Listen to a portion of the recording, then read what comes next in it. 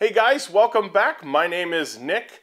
This week is I don't even know how to describe this one. I've been I don't know, going back and forth. But let's get down to the meat and potatoes part first. This week I had gotten an email message or a comment message. Frankly, it doesn't really matter. Maybe he stool pigeoned it to me, like flew in. And either way, a gentleman by the name of Aaron was saying for like my last two videos, he was having problems with it having to load every like 2 seconds. So I'm guessing almost like a buffering type effect. And I'm just curious if you guys have had similar things. For those of you that don't know, I am not a very computer savvy person, and I would have no idea why that would be doing that. And he said it was only happening on my videos, so it wasn't necessarily his connection. I'm not exactly certain. But if you guys have had similar problems with my videos, let me know in the comments section. If you haven't had any problems, there's no reason to put a comment, because I don't want 1,000 people saying, nope, no problem, So anyways, I wanted to quickly show you this project I did this weekend with my kids. In fact, I ended up making a car version. Here's a little truck.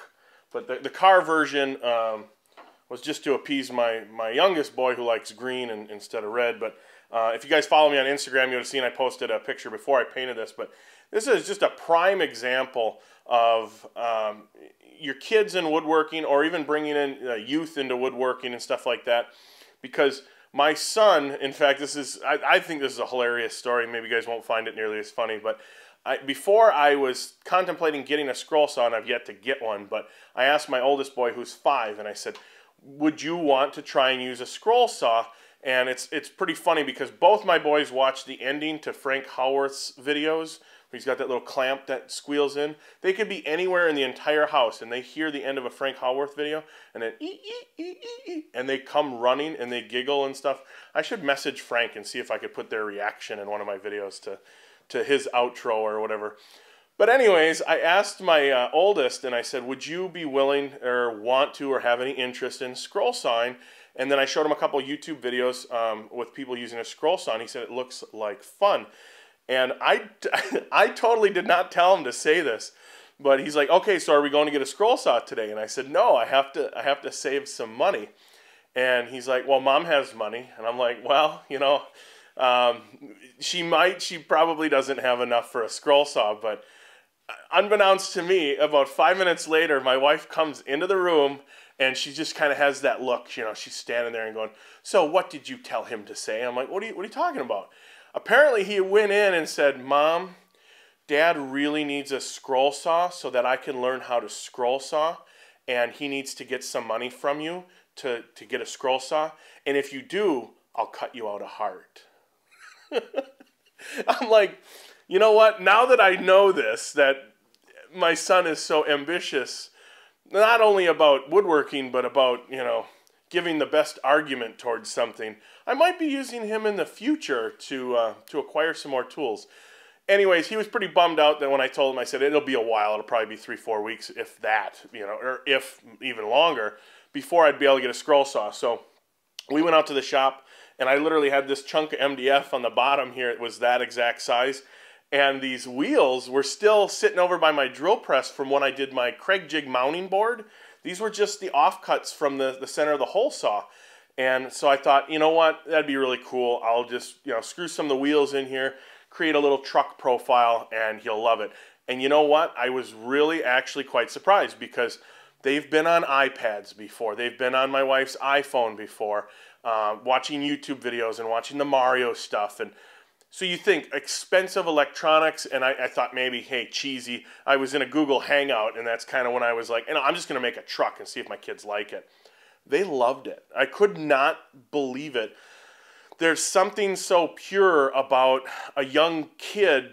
It's a truck, and they have an imagination that just, I forget that, because it's been a long time since I was little, not only as a kid, but well, little. Anyways, and they were rolling it up and down, making truck noises, and I was just blown away. And they were actually sharing it pretty well, but I have yet to finish this one. But I made one for my youngest as well. His favorite color is green, and he wanted a race car. So I think collectively for the two projects, I don't think I had 10 minutes into them. And I don't know, probably talking about that way too much. And then, of course, he wanted to sand it. And so he got to sand out in the shop for, I think it might have been his first time sanding, which was really kind of cool. And then he painted the red. He wanted, his favorite color is red. So that I thought was pretty darn neat. So it just goes to show you it does not need to be overly complex, and it can be kind of a on-the-whim scrap, wood just strewn together. And I mean, they literally were playing with that for hours and hours. And the electronics were out of their lives for at least a few hours, and I thought that was just really quite cool. I'm of course looking at my list here. Oh yeah, like I said, I didn't get a video out last week. I came down with a cold Wednesday, and it kind of straggled into Thursday and even into a little bit into Friday. And so I just wanted to show you guys a preview of what should have been last Friday but will be this Friday, and it's this sandpaper organizer here. And it's I'm going for kind of a modular thing. I'm not quite sure how long it'll work. It's kind of a test, but I wanted to make a few different storage things in my shop to have like 1-inch on-center grooves to where shelves can be moved, shelves can be different thicknesses, shelves can be different or I shouldn't say shelves can be dividers, but there can be dividers in there that also have grooves, or just, hardboard dividers or whatnot. So I was working on that, and hopefully I will have that video up on Friday, and so look forward to that. Also, this weekend, while I was just kind of cleaning my shop, getting things a little bit more organized so that I'm not wasting my time working in a mess, I also came up with this clamp rack here, and this was a real simple thing, and I'm calling it temporary because I can somehow think that, it was just knocked together real quick. It doesn't really look all that nice, and as you mostly probably know, I'm pretty particular about how things look, but it got my clamps off of being piled on a, other pile of garbage. So, but I might redo that clamp rack in the future. I have some really cool ideas as far as not to use up so much wall space, and hopefully that'll turn into a video. All right, and now on my final note, this was a little bit of teeth pulling on my behalf, I guess. I was debating about this. For those of you that don't know, when I got into YouTube, I wanted to show 3 or 4 projects that I thought were really quite interesting, one being my theater cart and the bricks from styrofoam and stuff like that. And I wasn't sure if, maybe 300-400 people will watch it and then, move along with my life. Maybe I'll post another video once every couple months or something. But my videos were fairly well received.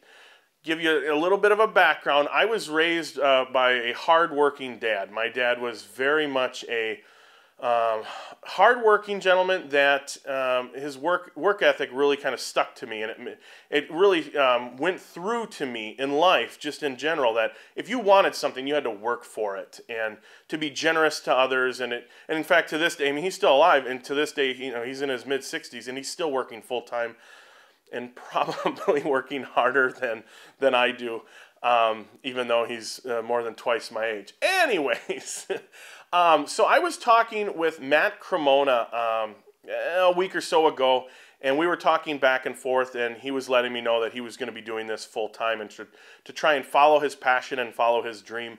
And he had added a PayPal donate button to his website, and he encouraged me to do so, and I was apprehensive, and I have been apprehensive for months, because I was raised, like I said, if you want something, you have to work for it. And I guess it's just the business dynamic that I'm not necessarily used to with content creators making content and spending hours and hours and hours and a lot of money making projects, improving their videos, improving different things.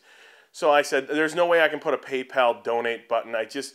But he explained it to me in such a way that it was so eloquently worded that he almost immediately got me to completely pull a 180 and just, I guess, go along with the concept that if you guys like the content enough, now granted, and this has been a hot topic issue as of late, and I really wish it wasn't, but I guess when you throw in money, there's a lot of emotion that gets charged into the discussion. But Matt was explaining it to me that if you're making content, certain people are almost sitting there at the ready wanting to thank you monetarily.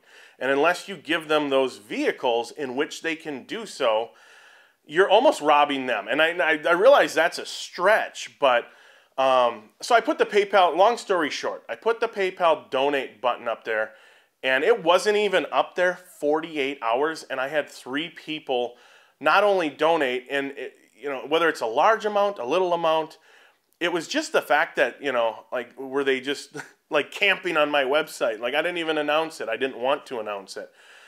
And a couple of them had even emailed me and said, I just donated. I don't want any acknowledgement or anything like that. That is just my way of saying thank you to the content that you make week in, week again. And I just thought that was the neatest thing ever. Like I said, I'm not a huge technology guy. So then the advent of this Patreon coming into the mix, I was pretty stubborn about saying, no, I'm not going to do a Patreon, because it doesn't seem, and I know I'm being long-winded here, because this is very hard for a lot of people to vocalize and to communicate.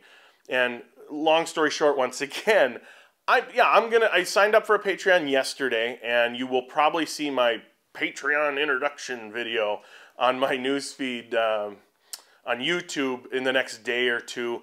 So if you care to take a look at it, great. If financially you're not able to support, that's fine too, because the views and the comments and the thumbs up and the shares, that really does make me feel that much better that what the effort I'm putting in actually means something to somebody. Because views are all nice, and everybody knows that, like I said, you can get paid through YouTube, and most of you guys would probably find it laughable what it actually amounts to. But that's not the reason I'm here. I wanted to share my content. I've been woodworking for over 20 years. Ever since I was super young, I just wanted to nail 2 boards together just to see if they would hold. And so that's always been my intuition. But I just wanted to let you guys know I'm jumping on that bandwagon. Well, I guess I would have to jump on the bandwagon while the bandwagon's still here, because I'm not the slimmest guy in the world, and that bandwagon kicks up speed. I ain't gonna be able to catch it, so. But anyways, it's one of those things. I hope you guys know that I'm being genuine, that if you want to support the content and you think it's valuable enough, go ahead. If you have the means, go ahead. If not, the likes, the comments, and the shares are just as powerful of a message to me, saying people enjoy what I'm doing, keep doing what I'm doing. And one of the things I did want to touch on was the coolest thing, I think, and I'm trying to think of when this was, if it was a month and a half, 2 months after I started my YouTube channel. A guy had messaged me I don't even know, on the news feed. Like I said, I'm social media illiterate, but sent me a picture through Facebook of a project of mine that he built.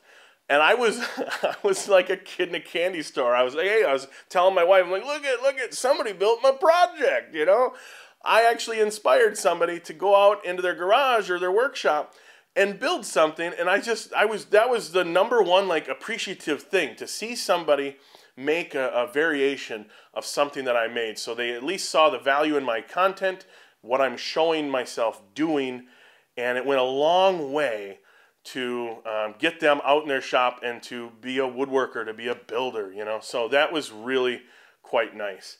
Well, I think that's about where I'm going to wrap it up. If you guys have any questions about this whole PayPal donate, Patreon, I will do my best to answer any questions you guys might have. And again, for those of you that don't know, I have another day job. This is what I do for fun. Could it turn into a full-time thing? I think there is a possibility that it could, and I would definitely not turn it down. However, I don't like to predict the future. I don't like to say, this is what I'm going to be doing in 6 months. Oftentimes, if you set too high of hopes, sometimes you get disappointed. But like I said, I'll reiterate one more time. If you guys got any questions, I'll be more than happy to answer any questions that I have answers to. I am no genius when it comes to this whole World Wide Web thing. So, well, until I see you guys next time, you guys take care.